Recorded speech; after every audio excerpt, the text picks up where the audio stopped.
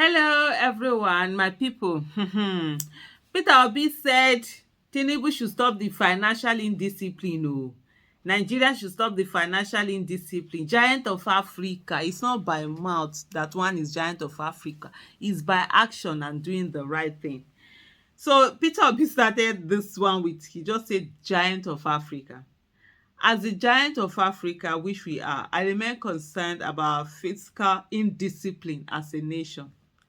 Imagine the situation in our education sector where the global average of secondary school enrollment is above 80%, while in Nigeria it is 28%. The global average tertiary school enrollment is about 55%, while Nigeria is less than 15%. Yet our budget for the National Assembly car park is 6 billion naira.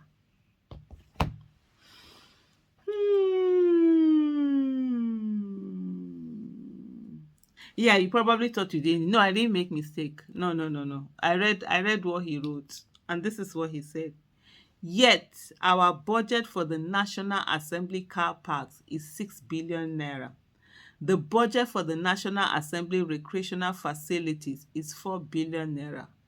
Approved for the construction of hostels in 12 tertiary institutions is just 1 billion naira. 12 tertiary institutions, hostels, 1 billion. Meanwhile, car park, National Assembly car park, is it that they don't have car park before? And their recreational facilities combined, they got 10 billion. And we wonder why Nigeria is how it is. And you know those hostels, how horrible they are. I saw some pictures recently. I was like, they are even more horrible than when we left school. It's crazy. And then Mr. Peter Obi says, it is time for us to stop this financial indiscipline and embrace financial discipline by prioritizing the allocation of resources to the critical areas of human and national development.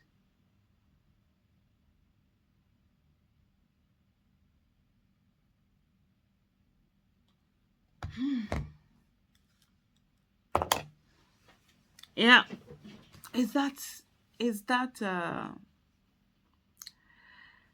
sometimes sometimes you just ask yourself, are you just talking?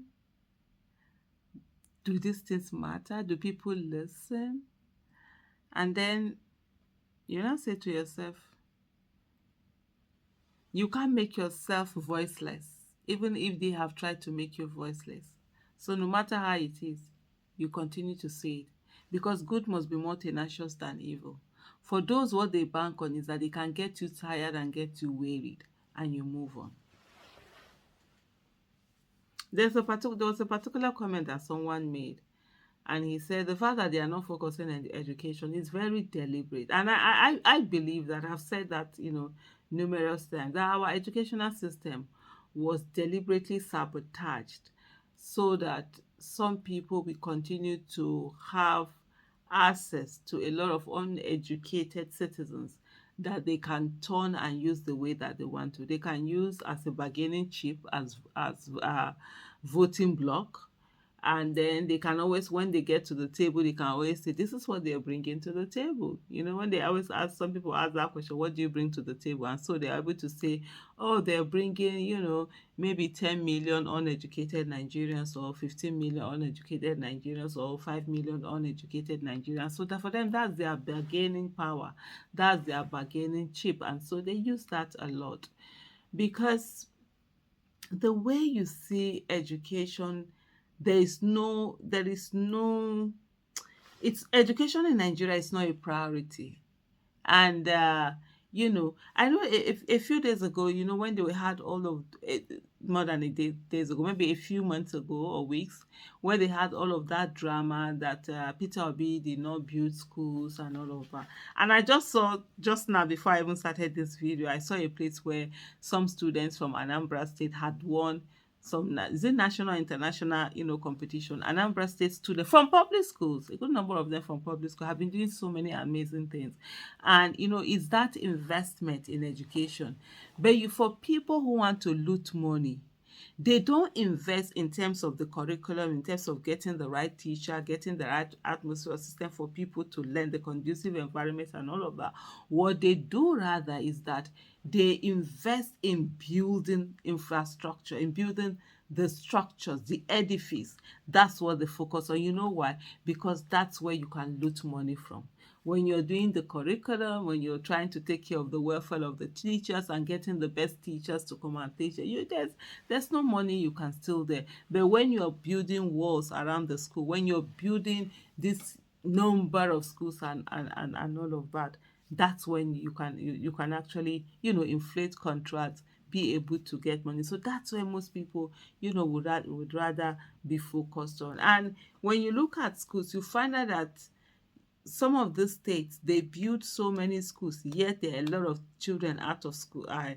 They have a lot of out of school children. Some of these out of school children in their states are running into millions, and they are not bothered in trying to, okay, you build those classes, get the children into school and get them, proper education, good quality education, not just for them to waste 16 years there and not be able to learn anything. They are not interested, because at the end of the day, they don't want these children to be educated. They want them to be uneducated. They want them to grow into uneducated adults, illiterate adults that they can be able to control. Because the educated mind, when once a mind is educated, you can't get it back to the stage that it was is of the ignorant place. And so they will be able to question, they will be able to make decisions on their own, they will be able to discern, they will have agency. And you can't just come and be the one to just tell them what to do and how to do. Oh, you people are going to vote here, or say certain things to them. They will critically be able to question you.